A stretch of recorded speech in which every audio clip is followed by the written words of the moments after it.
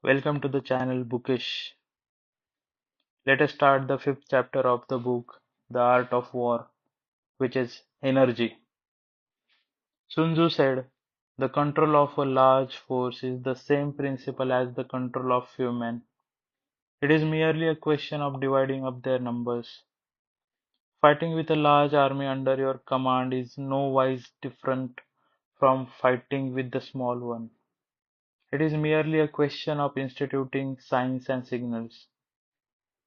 To ensure that your whole host may withstand the brunt of the enemy's attack and remain unshaken, this is effected by maneuvers, direct and indirect.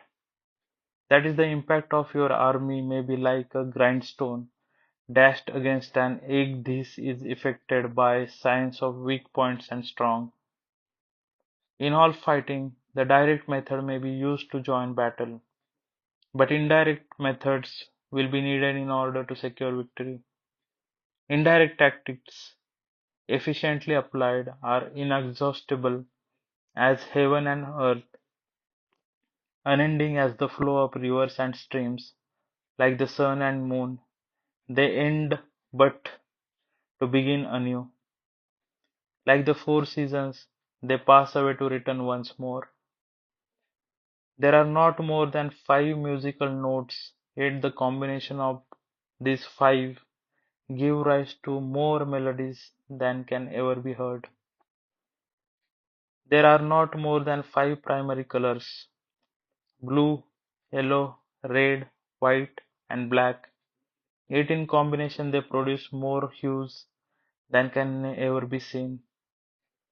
There are not more than five cardinal tastes: sour, acrid, salt, sweet, bitter, yet combinations of them yield more flavors than can ever be tested. In battle, there are not more than two methods of attack: the direct and the indirect. Yet these two in combination give rise to an endless series of maneuvers. The direct and indirect lead on to each other in turn. It is like moving in a circle you never come to an end. Who can exhaust the possibilities of their combination? The onset of troops is like the rush of a torrent which can even roll stones along in its course. The quality of decision is like the well-timed swoop of a falcon which enables it to strike and destroy its victim. Therefore, a good fighter will be terrible in his onset and prompt in his decision. Energy may be likened to the bending of a crossbow, decision to the releasing of a trigger. Amid the turmoil and the tumult of battle, there may be seeming disorder and yet no real disorder at all. Amid confusion and chaos, your array may be without head or tail, yet it will be a proof against defeat. Simulated disorder postulates perfect discipline. Simulated fear postulates courage. Simulated weakness postulates strength.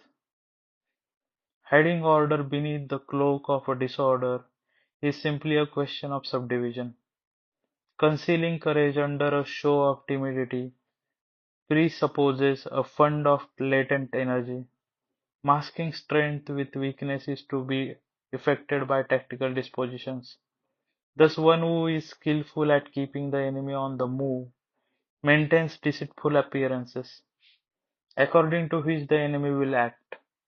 He sacrifices something that the enemy may snatch at it. By holding out baits, he keeps him on the march, then with a body of picked men he lies in wait for him. The clever combatant looks to the effect of combined energy and does not require too much from individuals. Hence this ability to pick out right men and utilize combined energy. When he utilizes combined energy, his fighting men become as it were like unto rolling logs or stones. For it is the nature of a log or stone to remain motionless on level ground, and to move in a slope if four-cornered, to come to stand still, but if round-shaped, to go rolling down. Thus the energy developed by a good fighting man is as the momentum of a round stone rolled down a mountain thousands of feet in height. So much on the subject of energy. The end of chapter 5.